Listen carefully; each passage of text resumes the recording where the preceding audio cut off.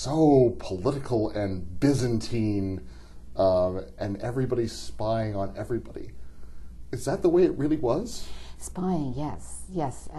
I read a lot of diaries of ambassadors and visitors to Russia at that time, and every single one of them mentions the fact that all servants and friends actually spy on each other, and that it's really impossible to keep secrets. The British ambassador to Russia wrote that when his secretary was copying anything, he had personally to lock him in a room and sort of stand guard so that nobody, no cleaning person or servant, would actually have access to the room, because the document would have been somehow stolen or copied. Or so the spying was there, and when you open my novel, you actually find the first sentence, the motto of the novel, is a sentence that Catherine herself, then the Grand Duchess of Russia, wrote to the British ambassador, saying that she herself has 3 spies in the Empress's bedroom, and the spies know nothing of each other, but they all report back to her. And that was the sentence that for me was the beginning of the novel, because I thought, oh my God, 3 spies? Who could they be? Probably women, because Elizabeth had a lot of women around her. And I started imagining. So I think that the real history of Russia at that time gives you enough. You don't have to invent anything. You don't have to imagine too much. Your narrator, is she fictional? Is she a composite? Or is she real? Well, she is fictional. However, she is a composite of a number of characters around Catherine.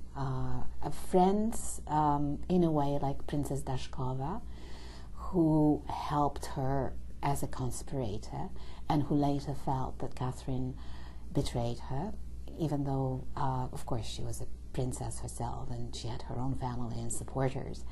But Catherine, in her diaries and in her letters, mentions characters around her. She says that she has servants who are devoted, and confidants, and friends who are actually doing a lot for her. So I took all these references and I invented Varvara. Or she kind of invented herself, actually.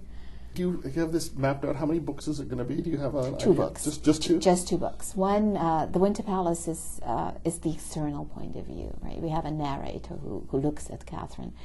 And part of it is that I wanted to show the effect Catherine had on people. She was extremely charismatic, and she managed to get people love her and want to do things for her, see in her the savior of Russia.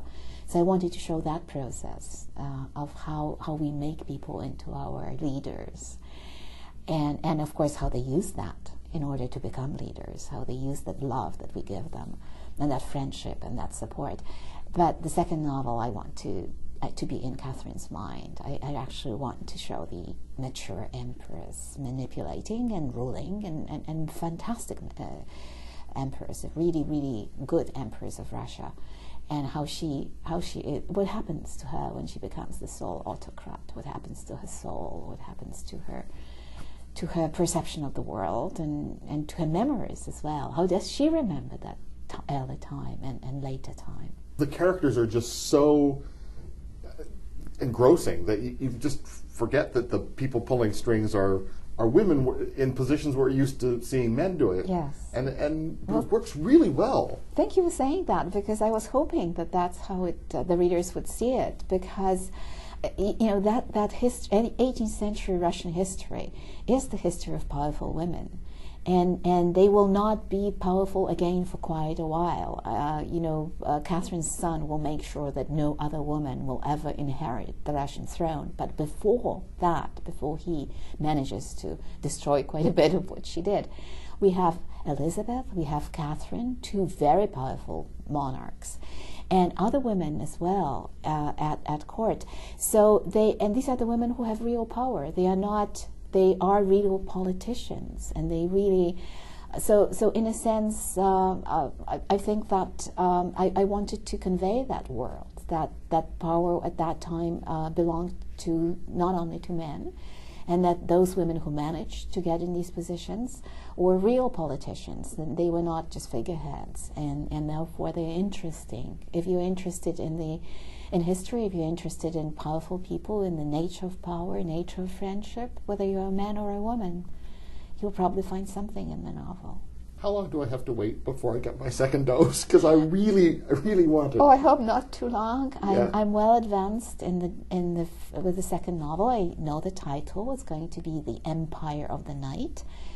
And I'm hopefully going to finish the first readable draft fairly soon and show it to my editors. And then we'll see how long the production of the book takes. It's out of my hands. But I will probably have to do some serious rewrite after the first draft. I always work this way. It's just the nature of my writing. I don't get it right at the first go. I have to write it and then sort of put it aside and return to it as a reader and rewrite it. And then I'm done. Really can't wait for the next installment. Thank you so much. Nicely done. The book is The Winter Palace, a novel of Catherine the Great. I've been speaking with the author Eva Stachniak and The Winter Palace, published by Doubleday Canada.